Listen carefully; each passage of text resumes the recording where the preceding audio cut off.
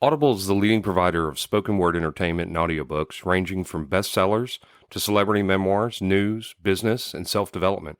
Every month, members get 1 credit to pick any title, plus 2 Audible originals from a monthly selection, and access to daily news digests from the New York Times, the Wall Street Journal, and the Washington Post, as well as guided meditation programs.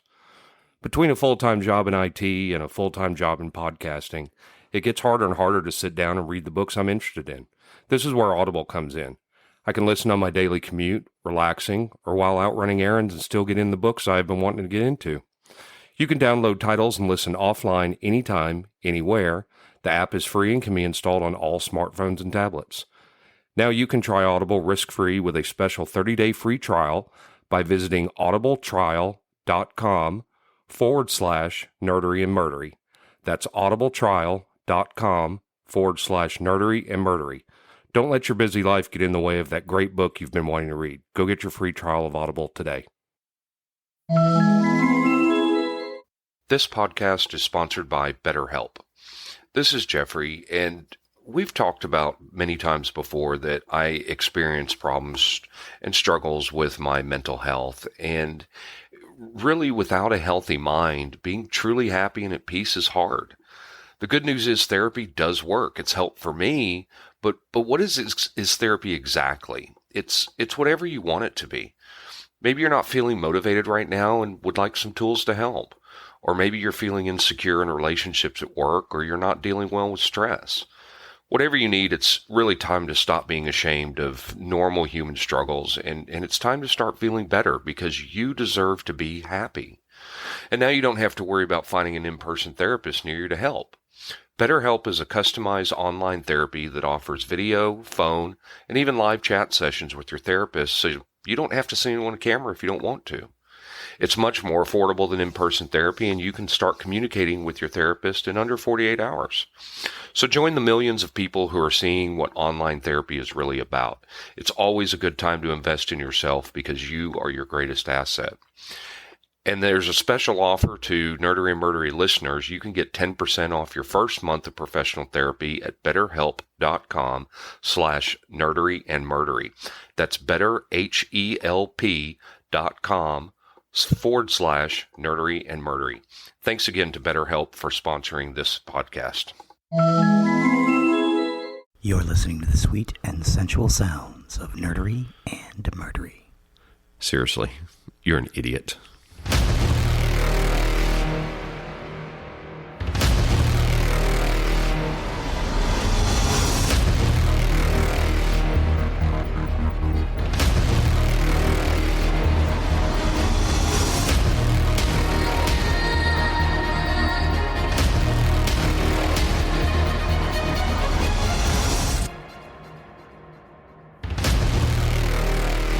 Welcome to episode 86 of Nerdery and Murdery. Big 86. I'm Zig with your nerdery. And I'm Geoffrey with your murdery. Welcome to yet another week of the highs and the lows and the nerd and the murd. Zig, I will let you take over on the nerdery side of the house. Today we're going to talk about a comedy film series classic, Police Academy. Awesome. Love Police Academy.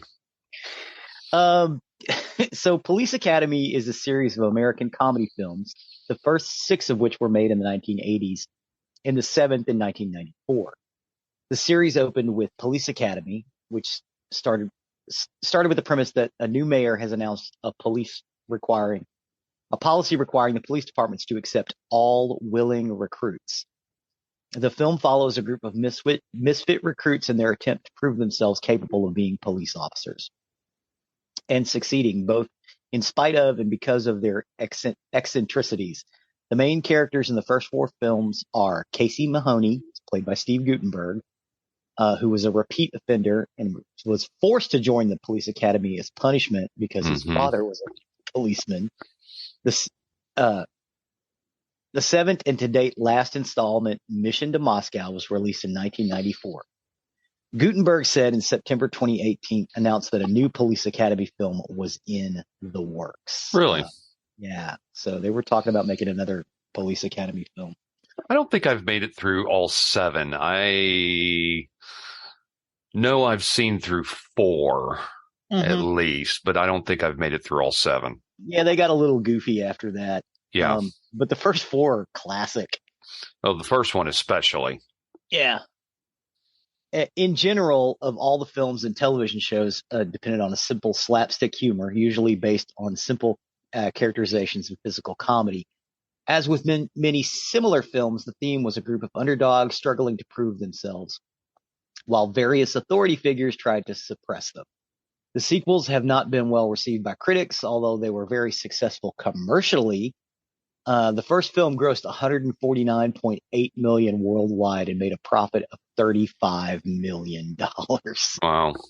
The sequels altogether grossed $387 million in total. Parallels have been drawn between Police Academy and the British Carry On films for their common reliance on a largely constant ensemble cast throughout the various films. The 2 series' frequent use of lowbrow humor, sexual innuendo, and physical comedy. George Gaines, Michael Winslow, and David Graff were the only actors to appear in all 7 films. I love Michael Winslow. Michael Winslow is incredible. Yes. Michael Winslow is a comedian who does sound effects with his mouth. And quite possibly is the best part of all of these films.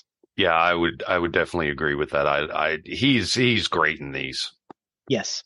And George Gaines was more well known as Uncle Henry from the Punky Brewster series.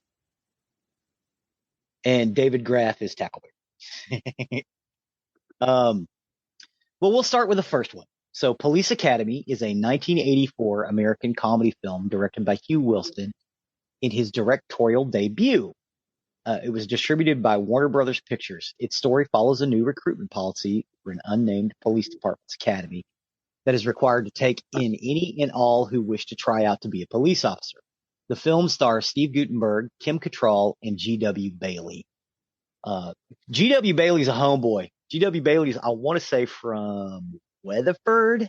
He might be from Fort Worth, but yeah, G.W. Bailey's a homeboy. The film was produced by the Ladd Company, and it premiered on March 23rd, 1984. It grossed $8.5 million in its opening weekend, and as I said, $149 million worldwide against a budget of $4.5 million. So, on a budget of $4.5 million, it made $149 million. Right.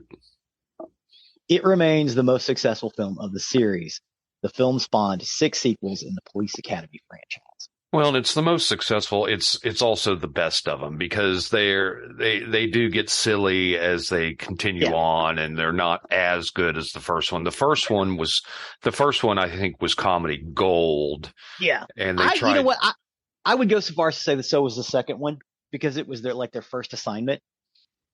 Yeah, and it's okay. I mean, I've watched, as I said, I think at least the first 4, and the first one is always going to be the best. Mm-hmm. So the premise again goes is due to a shortage of police officers, Mary Sue Beale, the mayor of an unnamed city, requires the police department to accept all recruits. So they get easygoing Carrie Mahoney, who has repeatedly gotten in legal trouble while standing up to arrogance, is given a choice by Police Captain Reed: enroll in the police academy or go to jail. Mahoney agrees to the former, but plans to be such a bad student that he's expelled. But he cannot quit. He's not allowed to quit, but they can kick him out. The chief of police, Henry Hurst, outraged by the mayor's plan, decides to make the experience so bad for the new recruits that they all give up. Now, Carrie Mahoney's problem is he can't quit because if he quits, he gets thrown in jail. Lieutenant Thaddeus Harris makes their lives miserable. Though Commandant Eric Lassard wants to give the new cadets a chance, Harris appoints Copeland and Blanks as squad leaders to help him. Thaddeus Harris is G.W. Bailey. Mm-hmm. Commandant Eric Lassard is Uncle Henry. Right. Right. George Gaines. Sorry. Lassard reveals to Mahoney that his deal with Captain Reed is to keep him at the police academy for the full term. Mahoney then falls in love with Cadet Karen Thompson, played by Kim Cattrall, and befriends fellow cadets Larvell Jones, Michael Winslow, the human beatbox, ladies' man George Martin, who does not appear after this. George Martin, Right. Yeah, he's one of the characters that doesn't go. Gun-obsessed security guard Eugene Tackleberry, cowardly man Leslie Barber, and accident-prone Douglas Fackler, and gentle giant Moses Hightower. Fackler goes on to be in the second film, but I don't think he's in the third. And Leslie Barbara does not come back after the first film. They get replaced by a couple of characters that end up becoming more prominent in the series. So the second film, Police Academy, their first assignment, after a random attack by the Scullions, a gang led by Zed McGluck, Bobcat Goldthwait, Chief Henry Hurst, George Robertson again, goes to the 16th precinct telling Captain Pete Lassard, played by Howard Hessman, the precinct is the worst in the city. Lassard protests as his officers are understaffed and old and he can no longer get the job done. Hurst gives him 30 days to turn the precinct around or he is out. Before he leaves, Lieutenant Mauser, Art Metrano, asked for promotion if Captain Lassard fails. Captain Lassard calls his brother Eric, George Gaines, at the police academy, asking him for 6 recruits. Mauser is seen talking with a dim-witted partner, Sergeant Proctor, played by Lance Kinsey, as he attempts to take control over the precinct. It is at this point where we get the Blue Oyster Bar. No, the Blue Oyster Bar is in the first one. Is it? Yeah. It's a leather daddy bar that they run into and have to dance with the leather daddies. Yeah, that's in the first one too. It's it becomes a recurring theme. It's really funny. And the police academy guys actually kind of love the Blue Oyster Bar because everybody's really cool to them. Right. But the commandant's top graduates are Carrie Mahoney, played by Steve Guttenberg, Larvell Jones, Michael Winslow, Eugene Tackleberry, again David Kraft, Moses Hightower, Bubba Smith, and Laverne Hooks, played by Marion Ramsey. Marion Ramsey is this tiny little soft-spoken woman who screams when she gets angry, and that's a common recurring theme. And it seems like it wouldn't be funny, but it's funny every time I see it. When she says, "Freeze, dirtbags!" Because she talks in this tiny little voice, and it's "Freeze, dirtbags!" And it's so jarring. It was funny when I was 10. It's funny today because I went back and watched these when I was working this up just to see if I could kind of, get the thing going on. And as I'm watching them, eventually the entire family gravitates toward the couch and we're all watching it together. And that was a question I was going to ask as well, because I guarantee it's been 20 years since I've seen a single one of these movies, So you're saying it holds up. The first 3 hold up because we watched them all over a weekend. Lorelai was laughing her butt off. K3 thought it was funny. Kelsey thought it was funny. Everybody else was like, "Oh yeah, I love him." Mostly it was over Michael Winslow. Mm-hmm. It's like, man, how does he do that? I was like, that's just his shtick. Right. Oh, and Douglas Fackler, Bruce Mahler also makes it in, but I don't think Bruce Mahler doesn't come back for the third film. And they assign them with these veteran officer partners. Fackler is assigned with Dooley. Jones is assigned to Sistruck. Mahoney to Vinnie Stuhlman. And Tackleberry gets assigned to Sergeant Kathleen Kirkland, which is played by Colleen Camp.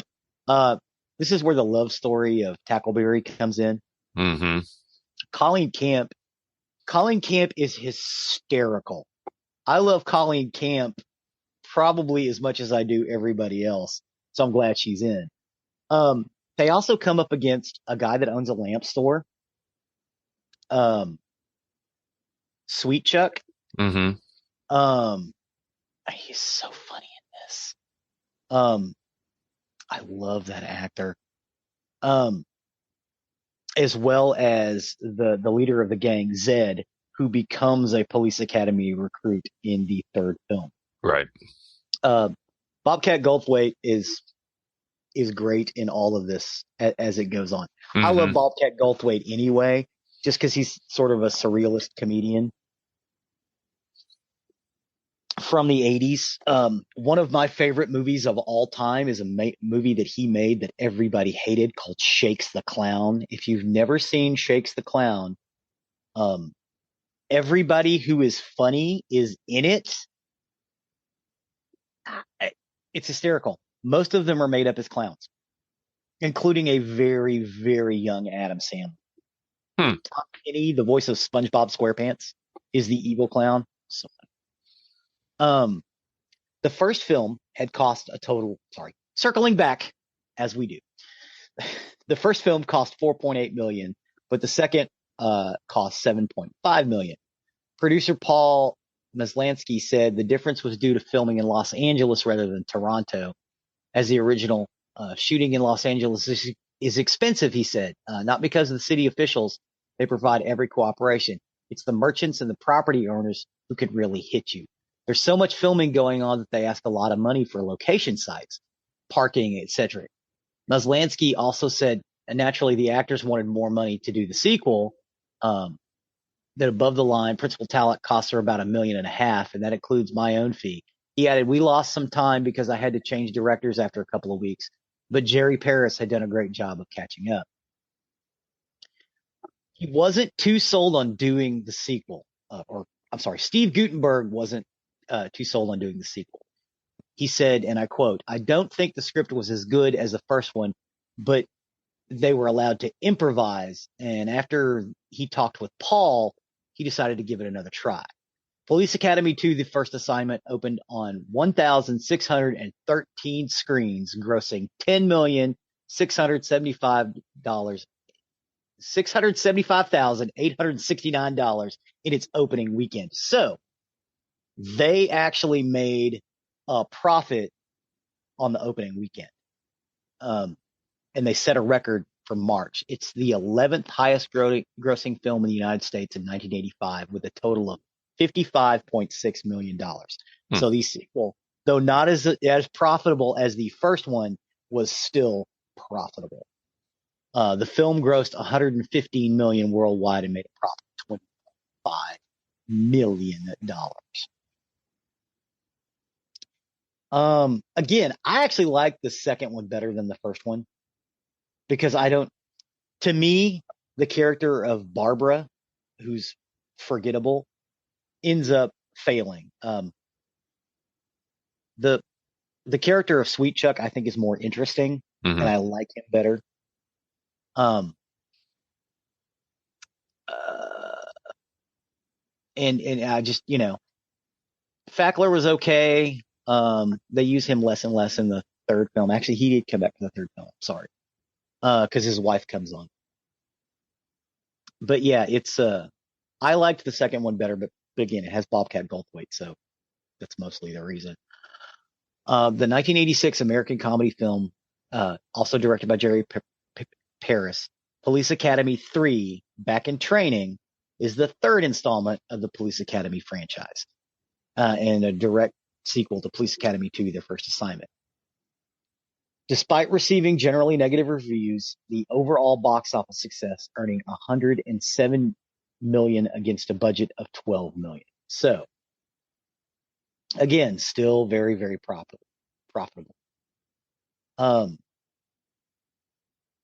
So it opens in a large parking lot. Lieutenant Proctor, Lance Kinsey, and Commander Mauser, Art Matrano, meet with Sergeant Chad Copeland, Scott Thompson, and Kyle Banks, the two bad guys, the two Police Academy guys from the first film. The two bad guys from the two bad from the evil recruits, if you want to. Yes. Yeah, the two evil recruits from the first film actually come back in the third. One of the two police academies is going to be phased out by the state government due to budgetary restraints, and Mauser wants them to ensure that Lassard's fails. Agreeing to the plan, they see it as revenge against Lassard for graduating them at the bottom of their class. After the following day, the governor, Ed Nelson, announces he will appoint a committee to evaluate which academy will remain open. Mauser lightly cajoles him. Sergeant Jones, Michael Winslow, undermines him by subtly humiliating him in front of the governor. Commandant Lassard, again played by George Gaines, realizes how to win. With Sergeant Jones and Lieutenant Callahan, Leslie Easterbrook, he calls back Sergeant Mahoney, Sergeant Hooks, Sergeant Hightower, and Sergeant Tackleberry as trainers for the new recruits.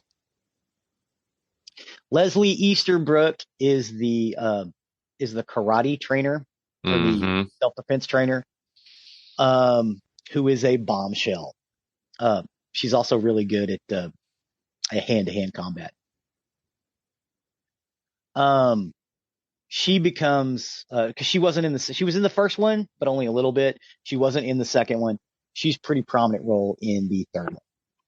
Among the new recruits are Sergeant Fackler's wife, Violet, played by Deborah Lee Scott, who is hysterical.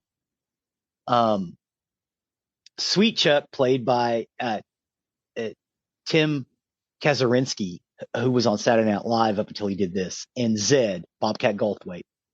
And Sweet Chuck and Zed decides that because he was mean to Sweet Chuck needs to be his best friend.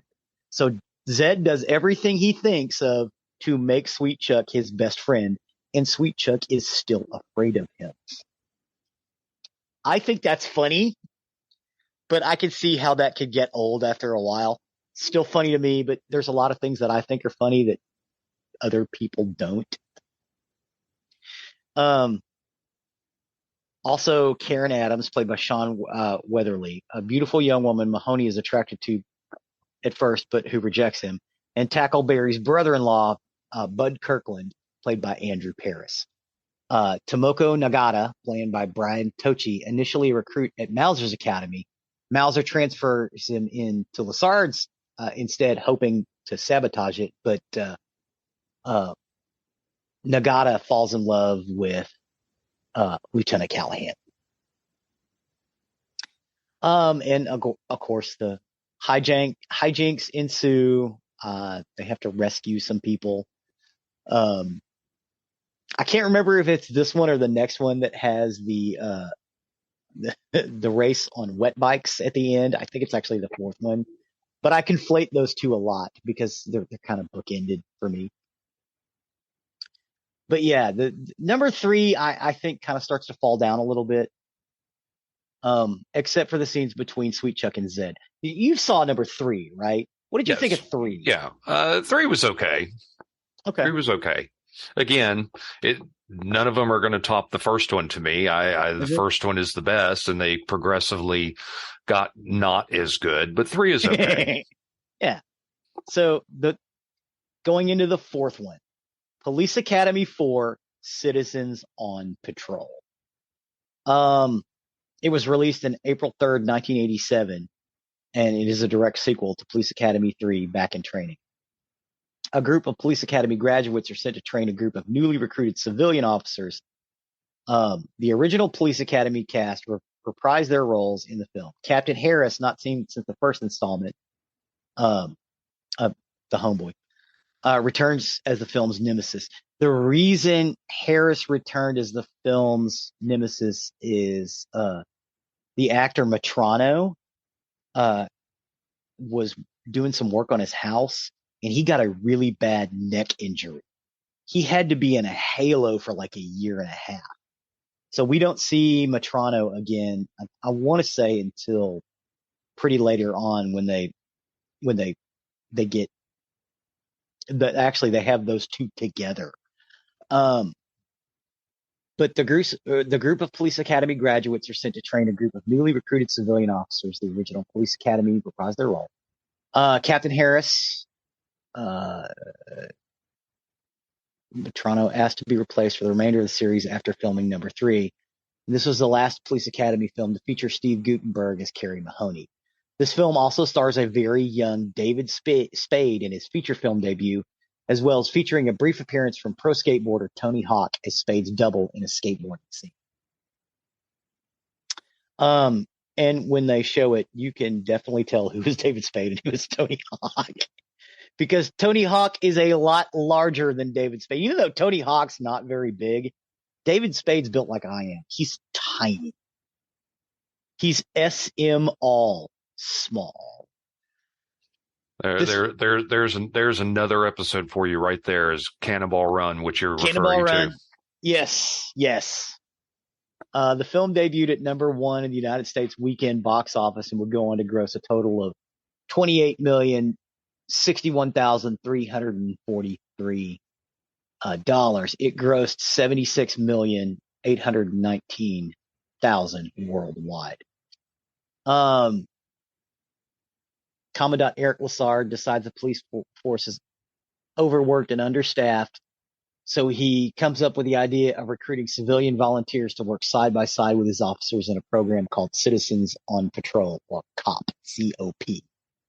Kerry Mahoney and his friends, Moses Hightower, Larmel Jones, Eugene Tackleberry, Zed Sweetchuck, Laverne Hooks, and Debbie Callahan are in charge of training the civilians. The civilians include the enormous Tommy House Conklin, who Hightower used to babysit, gung-ho senior citizen Lois Feldman, Tackleberry's own father-in-law, and skateboarding delinquent Kyle and Arnie.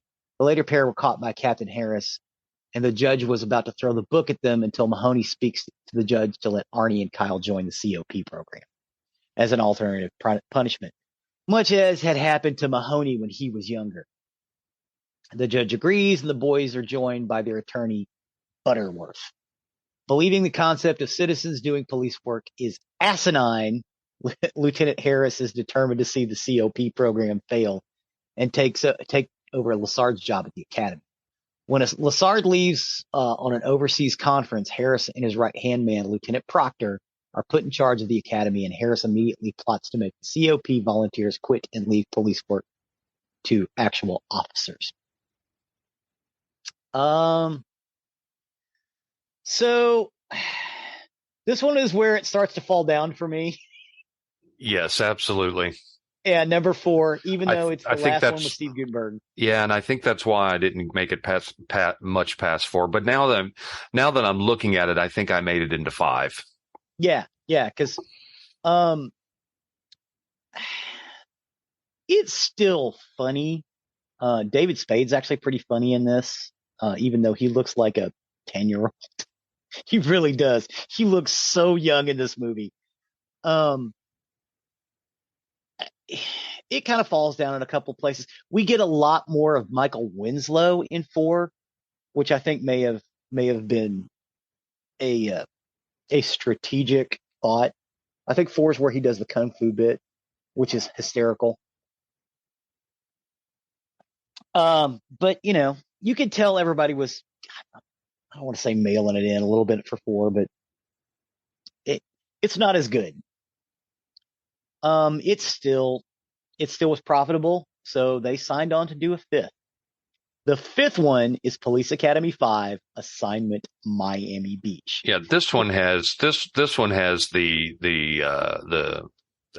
water where they're on the jet skis. Yeah, jet skis, and there's actually a wet bike, which you never see anymore. Yes. Everybody went to jet skis. A wet bike is like a jet ski, but different. It's almost like a snowmobile that goes on water. Yeah, so I have seen this one. Yes, this is the one with the wet bike scene. So it's a 1988 American comedy. Oh my God, I just realized this. They released one every summer. Yes. Oh my God, I did not realize that. I was going to the movies a lot back then. I saw this one in the theater. At a dollar movie. I think I saw this one on cable.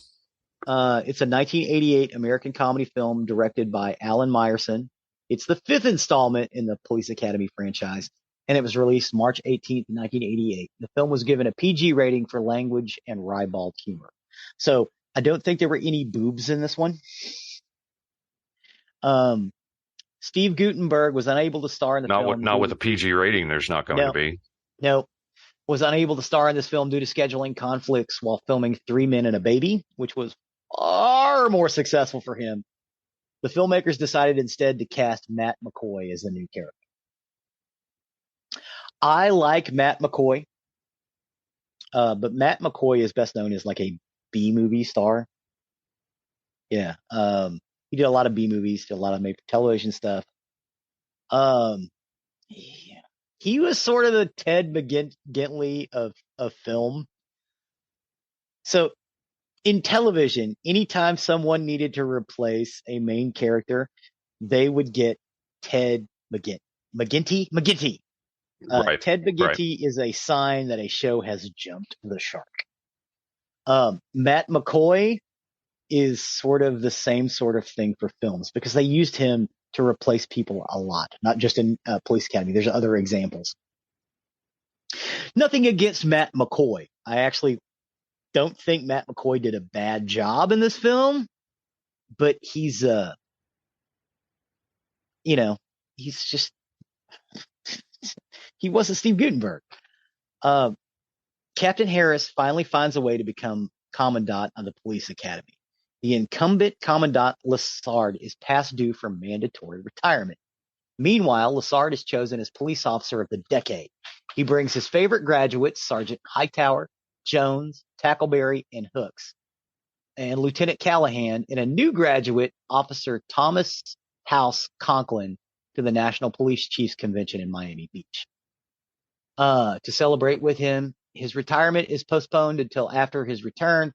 While there, they meet his nephew, Sergeant Nick Lassard of the Miami Police Department, Matt McCoy. So he didn't bring the excuse for not having Steve Gutenberg is he just didn't bring him with him to this. Steve Gutenberg was doing something else, or Mahoney. Lassard unwittingly takes a bag belonging to jewel thieves containing stolen diamonds. As the jewel thieves try to get the bag back, Captain Harris tries to prove to Commissioner Hurst he should replace Commandant Lassard. The usual hijinks ensue, including Lassard. Why can I not say ensue? I'm so sorry. Including Lassard trying to guess the annual procedural demonstration. When the jewel thieves kidnap Commandant Lassard, he goes willingly, thinking it part of the convention. As negotiation is botched by Captain Harris, getting himself captured as well. A chase across the Everglades ensues to rescue the oblivious Commandant in a standoff with the smugglers. Nick explains to his uncle that it's not a demonstration and that his kidnappers are in fact real criminals. Upon hearing this, Lassard promptly disarms and subdues his assailants, to the amazement of all other officers. At the ceremony at the end of the film, Commissioner Hurst announces that Commandant Lassard will be allowed to continue his duties as Commandant until he sees fit to retire. As Hightower is promoted to Lieutenant for saving Harris's life during the rescue. Lassard is seen proudly graduating the new class. As revenge for Harris's earlier sabotage against his uncle, Nick intentionally moves the chair away from Harris. Proctor tries to help him, but kicks the chair out too hard, sending both it and Harris on a collision with the drum set as the police marching band walks off in a parade. Harris is seen screaming for Proctor's help. Police Academy 5, Assignment Miami Beach, debuted at #1 at the box office when it opened on March 18th, 1988, with a weekend gross of $6,106,661. Apparently, not many people had much to do that weekend. It would go on to earn a domestic box office of $19 million and a $54 million worldwide. So they are going down in worldwide box office revenue. Yes. Number 6, Police Academy 6, City Under Siege, is a 1989 American comedy crime film starring Bubba Smith, David Graff, and Michael Winslow. It was directed by Peter Bonners and written by Stephen Kerwick, based on characters created by Neil Israel and Pat Prophet. The film was given a PG rating for violence and language. This was the fifth and last Police Academy sequel to be released in the years immediately following the previous installments of the series. It would take 5 years until the release of the following film, Police Academy Mission to Moscow. Police Academy 6, City Under Siege, was also the last film in the series to feature Bubba Smith, Marion Ramsey, Bruce Mahler, Lance Kinski, and George R. Robinson as Hightower, Hooks, Fackler, Proctor, and Commissioner Hurst, respectively. In the city, the police are investigating a series of robberies along the old 51 bus route in the area of the city known as Wilson Heights.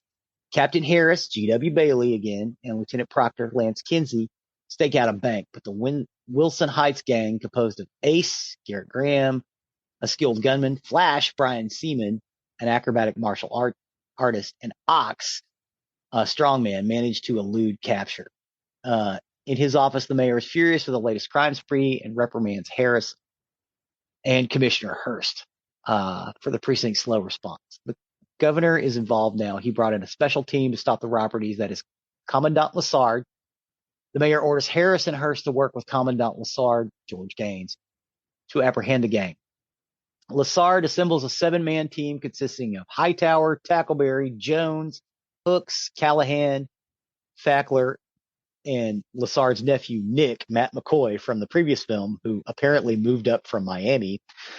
The film performed poorly in the U.S. box office, opening on March 10th, 1989. It's second place behind Lean on Me, with an opening weekend gross of $4 million.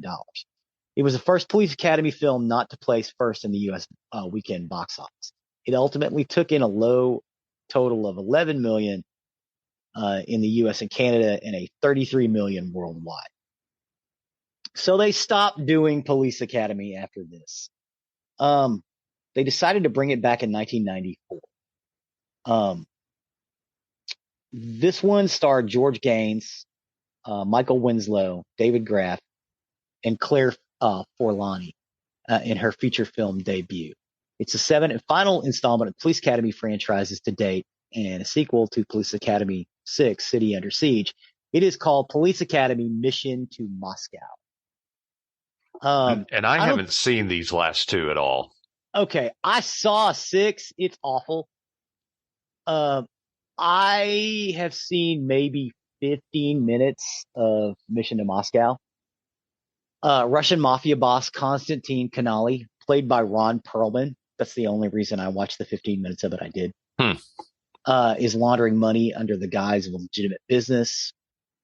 A highly addictive video game that allows him to bring down almost any security system controlled by a computer on which the game has been played, with a string of major robberies as a result.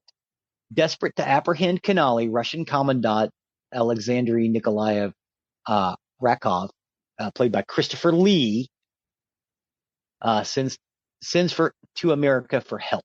Rakov decides to bring in someone he met at a police convention, Commandant Eric Lassard, George Gaines. Lassard briefs his team about the mission in Russia, and they head to Moscow. Along with Lassard in Moscow are Sergeant Larvell Jones, Michael Winslow, Sergeant Eugene Tackleberry, David Graff, and Captain Debbie Callahan, Leslie Easterbrook. Leslie Easterbrook was in all the films except for the second. And a cadet named Kyle Connors, played by Charlie Schlater, and Captain Thaddeus Harris, played by G.W. Bailey. As they plan to capture Kanali, he has devised a new scheme to create an even more addictive version of the game that can bring down any computer security system in the world, including the system that protects the database, which belongs to the world powers. Mission to Moscow was barely released in theaters. Unlike all other Police Academy films, Warner Brothers only released the picture in a token limited run, grossing a scant $126,247, Dude, making it the least successful movie in the series. They wanted to release it on video, and I think that's where everybody saw it. But I think they only released it on 50 theaters, and only for a couple of weeks. So actually, 127,000 is not that bad. If you only release it in 10 theaters all over the country for a weekend, what can you expect? But yeah, this one didn't do very well, which is why they stopped doing it. And, they actually had stopped doing it in 89. They just decided to take one more spin on it. And I want to say that's the last thing that George Gaines did. Mm-hmm. I think it was more a paycheck for George Gaines and G.W. Bailey more than anything else. I think Bubba Smith just joined on because he liked George Gaines. They were friends. So, and Michael Winslow, Michael Winslow then went on to the comedy circuit after this and really didn't do much until the last few years, when people were like, dude, we need to get Michael Winslow to come up and just do a bit. And they had him go up against somebody else who kind of does that sort of thing, noise making. Mm-hmm. And they did a tour together, and it was really funny. It's just Michael Winslow doing goofy stuff. But yeah, Michael Winslow basically became an everyman. He was smart and kind of invested his police academy money. So, he kind of does his thing now.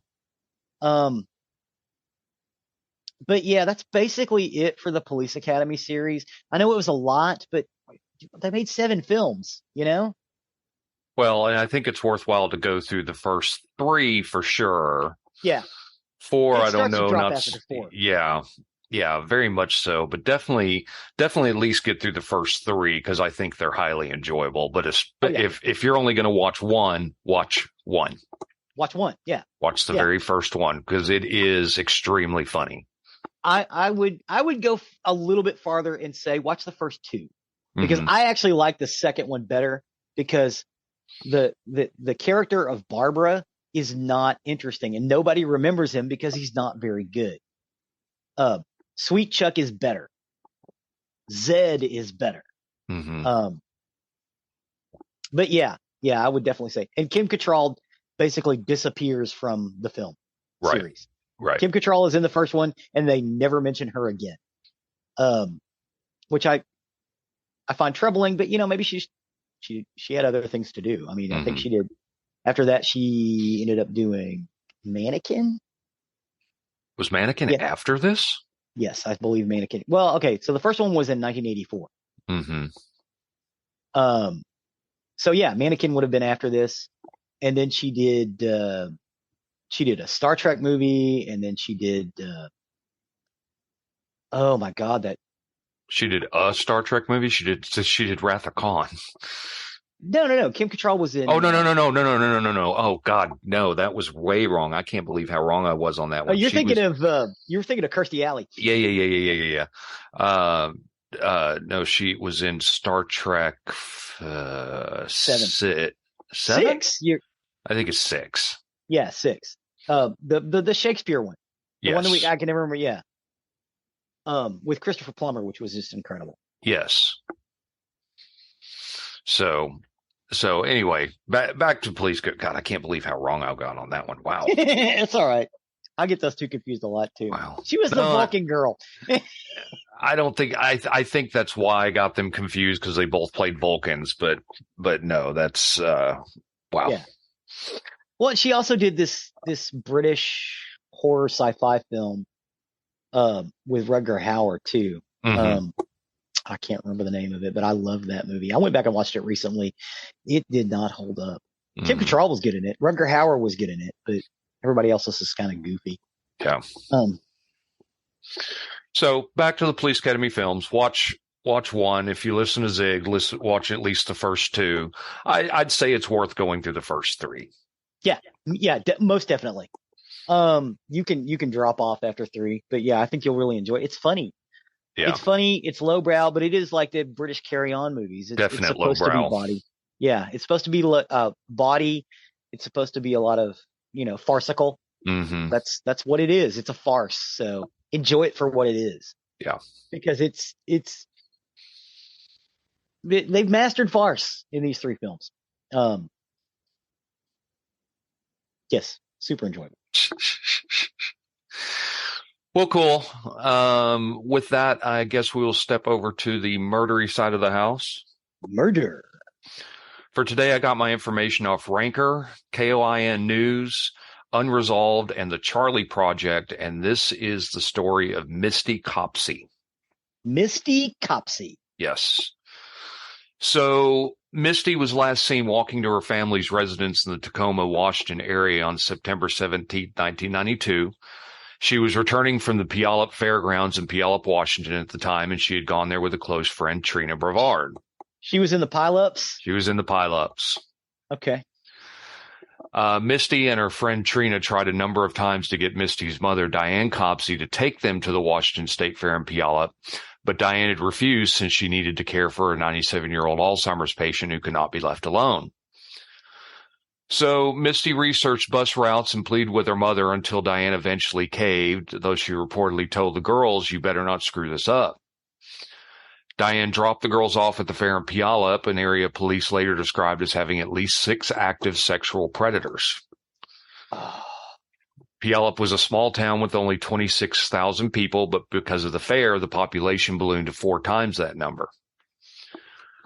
Misty called her mother that evening to tell her that she missed the bus, but she reassured her that she could get a ride from Reuben Schmidt, who was an 18-year-old high school dropout whom Misty was friends with, though Schmidt reportedly wanted something more out of the relationship. Diane disliked Schmidt, so she requested Misty find a ride with someone else, then call her back. Misty complied and began searching her new electric organizer, but the return call never came. Electric organizer. Uh-huh. Diane assumed her daughter had found a ride, but didn't tell her. But when she arrived home, Misty was not in her bedroom. Panicked, Diane called 911 and told police her daughter was missing. However, they claimed Misty likely ran away and disregarded Diane's concerns. Once she realized Misty was missing, Diane immediately suspected Schmidt, whose crush on Misty was no secret. Diane once overheard a telephone conversation during which Schmidt said, I get horny just looking at you, Misty. The perturbed mother forced her daughter to hang up the phone, and Misty never reciprocated his interest. However, Schmidt had a car, leading Diane to believe Misty may have indeed asked him for a ride home from the fair. Diane called Schmidt, and he told her that Misty had called him, but he didn't have gas to pick her up. Without the help of police or Schmidt, Diane began contacting anyone who might know something about Misty's whereabouts. She talked to the bus driver who would have driven Misty home, and he claimed he encountered Misty in Puyallup, and she had inquired about when the next bus to Spanaway, which was her hometown, was departing, but he informed her that his was the last one. After the driver recommended she take another bus to Tacoma for a transfer, Misty walked away, and that was the last he saw of her. The next day, Trina Brevard called Diane to inquire about Misty's whereabouts. Trina lived closer to the fair than Misty, so she had decided to walk home that night, and she had reportedly last saw Misty heading towards the bus stop. The police listened to Diane's report and immediately ruled it a runaway case, and they refused to entertain any other possibility for 1 month, citing standard procedure. I'm going to tell you right now that's not standard procedure. Mm-mm. You don't have to wait 1 month to rule somebody is missing. That's right. The case was further complicated by disagreements between jurisdictions. Although Misty was from Spanaway, she disappeared in Puyallup. Puyallup police believed Misty was the victim of foul play, but Spanaway police stuck to their guns and refused to even investigate her disappearance under any other pretext. The police did talk to 2 of Misty's classmates. One classmate who happened to share a first name with Misty, whose name was Misty Matthews, claimed she got a call from Misty saying she was all right. When pressed further, Matthews admitted she wasn't sure it was really Misty since she had only had the voice to go off of, and police were getting nowhere as Diane was getting more desperate during the day. Part of the problem and the reason police refused to investigate disappearance was because of Diane's dubious history. She had separated from her husband shortly after Misty was born in 1978, and raising a child in her 20s alone with almost no income was difficult. She used food stamps while working, and she was known to struggle with alcohol addiction. Mm-hmm. Adding to her negative reputation was the fact that a few weeks prior to Misty's disappearance, Diane reported her daughter missing, only to find Misty in her bedroom later that evening. Diane was too embarrassed to report back to the police, so the missing persons report was still open when Misty actually disappeared.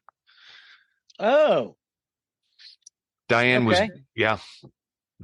never interrogated in the case, but police did consider her a potential suspect.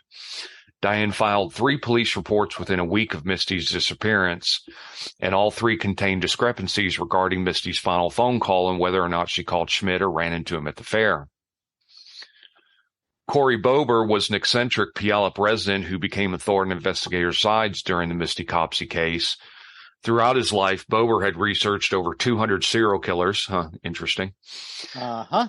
And he kept his research. Well, I'm just saying I study serial killers too, but I'm not going to do anything. Yeah. You're not going to go out and try to find somebody? No.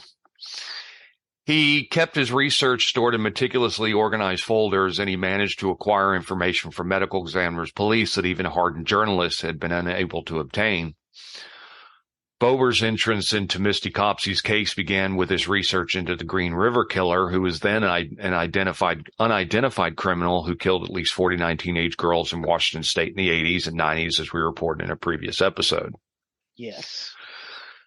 Since 1984, Bober has been adamant that Puyallup resident Dan Achinger was the Green River Killer, who we know is not. No.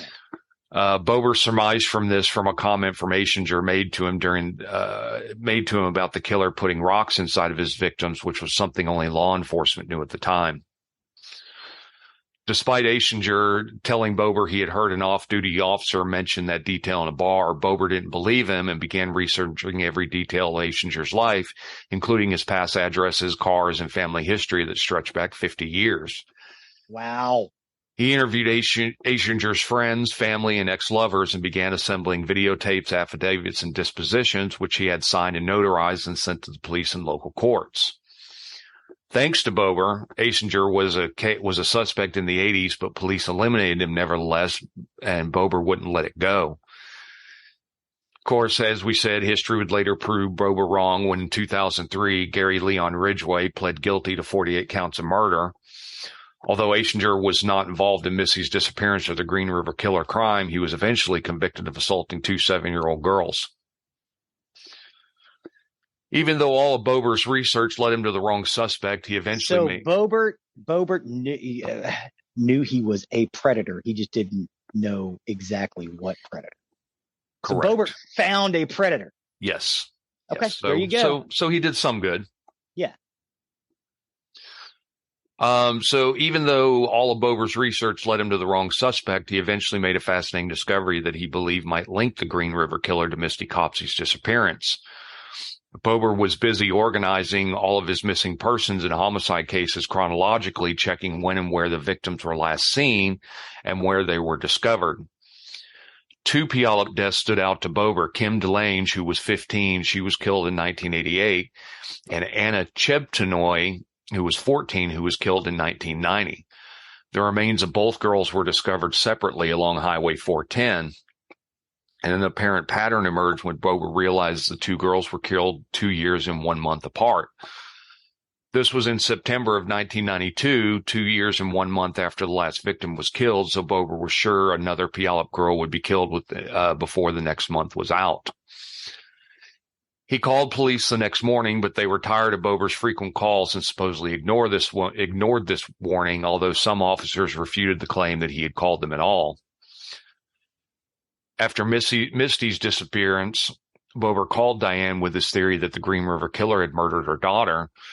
Diane didn't want to believe Misty was dead, and she was disturbed by Bober's knowledge of the case. Police warned Diane not to get too close to Bober, but he knew a lot, and while the police labeled Misty a runaway, Bober gave her case serious attention. Bober was convinced Misty's remains would be found on Highway 401, just like those of the previous 2 alleged victims. And on November 28, 1992, Bober led Diane and 25 volunteers to search for any trace of Misty, but they came up empty-handed. Then on December 2nd, the Pierce County Sheriff's Department changed Misty's case status from runaway to missing under suspicious circumstances, finally. Yeah. While Diane felt a sliver of relief, Bober remained attached to his theory that her remains would turn up on Highway 401. After contacting the King County Medical Examiner's office multiple times to determine where the previous 2 victims' remains were discovered, he finally got the correct location. The remains were found on the south side of the highway, not the north side where they had been searching. On February 7, 1993, Bober led about a dozen searchers to the remote forest, and they discovered a pile of blue denim fabric. One searcher hooked the clothing out of the ditch and watched as a blue sock fell to the ground. According to Diane's sister, the mother looked as if life had been sapped from her. Bober said she's cracked in 30 million pieces. Diane identified the clothing as to what Misty wore on the fair the date she disappeared. Detective Doyen then organized a search using a helicopter with infrared scanners, but nothing else was found. The only remains they discovered were thought to be an animal. Given Bober's constant, seemingly unprompted involvement in the case, some people did question or not whether he was responsible for Misty's disappearance, but he was never a prime suspect. Bober had an alibi for the night she vanished. He was assaulted by a neighbor, and the police report of the incident was filed at 1:30 a.m. on September 18th. Bober's one misstep might have been refusing to take a polygraph test, a decision he attributed to this distrust of the police. Plus, we know what polygraphs really don't tell you anything. Nope. There was never a follow-up. Detectives likely ruled him out because he didn't drive and didn't even possess a driver's license. He had no criminal history with the exception of dealing pot, and he had never shown any propensity for violence. Schmidt then, if you remember back to Schmidt, we talked about him earlier. Yeah. He forced himself in the spotlight when he told his coworker at a barbecue restaurant he knew the exact location of Misty's remains. He claimed she was buried about 6 miles from where her clothing was discovered. Schmidt told a detective Misty called him twice the night she vanished. The first time she asked for a ride home from the fair, but he didn't have enough gas in his car. The second time she asked him to drive to her house to get money so he could buy gas. He refused again, which allegedly angered her. When pressed about his claim, Schmidt changed his tune, saying, quote, "I said those things just to get my boss Frank off my back." However, a family member made an online statement alleging that Schmidt did indeed kill Misty. While police were processing these statements, the car that Schmidt was driving at the time of Misty's disappearance was crushed in a scrapyard without authorities' knowledge. Huh. After Misty's call, Schmidt claimed he suffered a blackout, a condition he'd been dealing with since the age of 5. He allegedly couldn't remember anything from the end of Misty's phone call until daylight hours the next day. However, Schmidt did drive to his grandmother's farm the day Misty vanished, which was about 8 miles from where Misty's clothing was discovered. Remember, he said that her body would be 6 miles. About 6 miles. Yeah. Schmidt was unable to say why he drove to the farm, but he claimed when he arrived, nobody was home. This new information led investigators to ask Schmidt whether or not he picked up Misty during his alleged blackout. He admitted this was possible, but he had no recollection of doing so and added that he wouldn't have harmed her and couldn't touch a dead body. Schmidt agreed to take a polygraph, but the results were inconclusive. He tried to put himself to sleep during the test, and due to the emergence of a new lead, investigators never ordered a follow-up. A new player entered the investigation when Trina Brevard admitted she didn't actually walk home the night Misty disappeared. Instead, her 23-year-old boyfriend, Michael J. Reiner, picked her up from the fair. She was unsure of where Reiner went after dropping her off that night, leading to law enforcement to wonder if maybe he picked up Misty. Reiner had a complicated criminal history. At 16 years old, he was accused of raping an 11-year-old who he offered a ride in his car. Reiner denied picking up Misty, and FBI crime analysis reported no match with her recovered clothing in Reiner's car, and authorities found nothing else linking him to the crime. On January 10, 1993, Robert Hickey raped a 15-year-old girl a mere 5 blocks from the fairgrounds where Misty disappeared. The girl survived, and Robert Hickey was convicted of first-degree rape. His name had appeared during the Copsey investigation, but it was a mere footnote since the police never questioned him about Misty's disappearance, and although he wasn't a major player in the case, the possibility that Hickey ran into Misty cannot be completely dismissed. The Pierce County Medical Examiner honored Misty's life with music, tears, and a memorial service. The police saw this event as another opportunity to get tips on the case. They had used age-enhancing technology to make a composite image of what she would look like at her current age, which frustrated Diane. From her perspective, the police were still treating Misty like a runaway, not someone who had been the victim of a heinous crime. Mm-hmm. Misty's father still hoped that his daughter would return. He thought there was a chance she might contact him after she turned 18, saying, quote, "Nobody can force her to do anything she doesn't want to do." But Diane has said she knows Misty is dead since she had no reason to run away. Misty Copsey's case was messy and mismanaged. The case had no index, and relevant photos and documents were left in drawers and disorganized piles. In 2009, Detective Vason Visnall and a few others spent the better part of 2 years reorganizing the case files, looking at old leads and retracing the original suspects and looking for new clues. Even after their hard work, they acknowledged there's no way to return to the first few days of the crime, which is a crucial period for collecting evidence when people have fresh memories and important scenes are still largely untouched. In 2010, they organized a search of the Schmidt farm, which was a huge 100-acre area that includes forest and streams. And they also talked to Reiner and gave him another polygraph, which he passed. Diane is glad to see the case reopened, but her words are laced with lost hope. She believes the chance of finding Misty or a killer were much better back then than they are now. Regardless, police say the case will remain open and not just fade into obscurity and unsolved. Misty at the time was 5 foot 8 inches and weighed about 120 pounds. She has blonde hair and green eyes and was last seen wearing a navy blue sweatshirt, baggy jeans with stitching, and brown suede shoes. She would now be 43 years old. If you or someone you know has any information about the Misty Copsey case, please email Detective D. Bourbon at donb@ci.puyallup.wa.us or mail him at 311 West Pioneer Avenue, Puyallup, Washington 98371. Wow, I'm losing it today. You're good. You're going to include those links at the on the website. Yes. Okay. Yes. Or they can call the Puyallup Police Department at 253-770-3343. Alternately, there's a Facebook page dedicated to finding Misty, which is on bringing Misty Copsey home. And that is the story of the disappearance of Misty Copsey. Well, thank you, sir.